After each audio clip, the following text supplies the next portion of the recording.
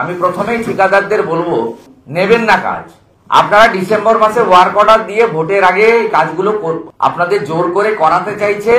ফেব্রুয়ারি মাসে এমসিসি চালু হয়ে যাবে, কোনো বাজেটারি অ্যালোকেশন নেই। 7,000 crore, 9,114টি স্কিম, এই যে স্কিম 9,114টি স্কিম, 7,000 কোটি টাকা স্টেট ফান্ডেড টাকা বলে বলা হয়েছে, নো বাজেটারি অ্যালোকেশন। এটা পথশ্রীর নামে লুটোশ্রীর কর্মসূচি এসেছে। মুখ্যমন্ত্রীর অনুমোদিত, ভাইপোর পরিকল্পিত, পঞ্চায়েত দপ্তর, পঞ্চায়েত সচিব তার দ্বারা নির্মিত। এই সম্পূর্ণটাতে আমি প্রথমেই অনুরোধ করব আমার বেকার যুবকদেরকে, বন্ধুদেরকে, ঠিকাদার বন্ধুদের, করবেন না। বিজেপি সরকারে আসছে 7%, 8% কমিশন দিয়ে যে কাজগুলো আপনারা নিচ্ছেন, অ্যাডভান্স টাকা নিয়ে নিচ্ছে আগে, এর পেমেন্ট কিন্তু আপনি পাবেন না।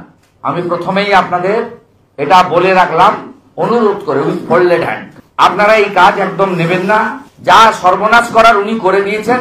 রাজ্যকে বিহার, উত্তরপ্রদেশের মতো নতুন করে পুনর্নির্মাণের দায়িত্বটা আমাদের, আমরা সেটা করব। এই কাজকে অর্থ দপ্তরের অনুমতি নেই আমি বলছি না। MBL কে ওয়ার্ক অ্যালট করেছে পঞ্চায়েত দপ্তর 1,500 কোটি টাকা। WBAICL অ্যাগ্রো ওয়ার্ক অ্যালটেড হয়েছে পঞ্চায়েত দপ্তর থেকে 500 কোটি টাকা। WBSR দিয়ে 3,350 কোটি টাকা, যার চেয়ারম্যান বিখ্যাত বীরভূমের যেই 2.5 বছর জেলে থাকা মাল। জেলা পরিষদ 770 কোটি টাকা, পঞ্চায়েত সমিতি 900 কোটি টাকা। এই টেন্ডারগুলোতে আমাদের কাছে 3 জায়গা থেকে স্পেসিফিক ইনফরমেশন আছে এবং আমরা ব্রোকারদের ছবি এখানে প্রকাশ করছি, যারা ম্যাকিন্টনস বার্নের হয়ে এবং অ্যাগ্রোর হয়ে 7 থেকে 8% টাকা কালেকশন করছেন এবং এই টাকার 4% সরাসরি তৃণমূল কংগ্রেসের নির্বাচনী তহবিলে ক্যামাক স্ট্রিটের নিয়ন্ত্রণে, পরিচালনায়, নির্দেশনায় পাঠানো হচ্ছে। ইতিমধ্যে অনেকে টাকা দিয়ে ফেলেছেন। ম্যাকিন্টনস বার্নের MD এবং অ্যাগ্রো ইন্ডাস্ট্রির ম্যানেজিং ডিরেক্টর তরুণ রাঙ্গা, এর সাথে আরো কেউ আছে।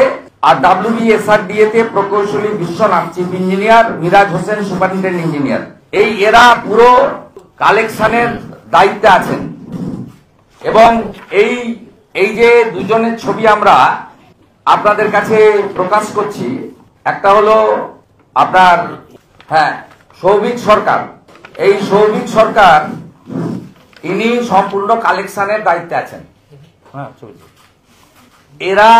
এরা একটা গ্যাং করে পুরো কালেকশন করছেন এবং আপনার 4% টাকা করে তৃণমূল কংগ্রেসের নির্বাচনী তহবিলে দিতে হচ্ছে। অ্যাপ্রক্স 300 কোটি টাকা উঠছে, 500 কোটি টাকা বাকিটা এদের অন্যরা খাচ্ছেন।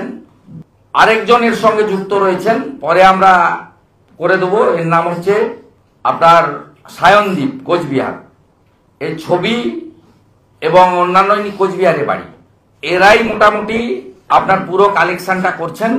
আমার যেটা এখানটা এই বিষয়টা দিয়ে বলা, তহবিলের নিশ্চয়তা নেই। টোটাল স্টেট ফান্ডের স্কিম ঠিকাদাররা সম্পূর্ণ পেমেন্ট পাবেন না। ঘুষের টাকা অগ্রিম দিতে বাধ্য হচ্ছেন মূল ঠিকাদাররা। এবং কোন এজেন্সি কোন কাজ পাবেন তার তালিকা আমি আগেই প্রকাশ করে দিতে পারি, ওয়ার্ক অর্ডার দেওয়ার আগে। আমার কাছে সে তালিকা আছে, আমি আজকে প্রকাশ করছি না। 21 দিন পেরিয়ে যাওয়ার আগে আমি প্রকাশ করে দেবো কে কোন কাজ পাবেন। সে তালিকাটাও আমার হাতে আছে, আমি ওইটুকু বাকি রাখলাম। আমার এই প্রেস কনফারেন্সের প্রধান উদ্দেশ্য হচ্ছে আমার ঠিকাদার বন্ধুদেরকে বাঁচানো।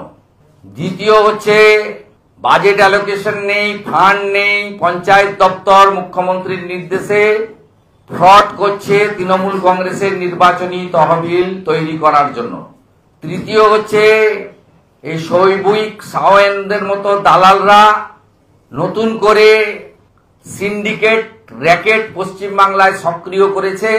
এই বিষয়ে জনগণকে সতর্কীকরণ করা, এটা বিরোধী দলনেতার ডিউটি। চতুর্থ হচ্ছে পশ্চিমবাংলার আপামর মানুষকে তৃণমূল কংগ্রেসের ছোট বড় নেতারা, নারকেলের দাম বেড়ে যাবে, আগামী 2 মাস নারকেল ফাটানোর কাজে ব্যস্ত থাকবেন, না সম্পূর্ণ হবে কাজ, না পাবেন পেমেন্ট। এই বিষয়ে বাংলার জনগণকে দয়া করে মমতা বন্দ্যোপাধ্যায়ের সুন্দর টুপিটি আর না পরার আবেদন।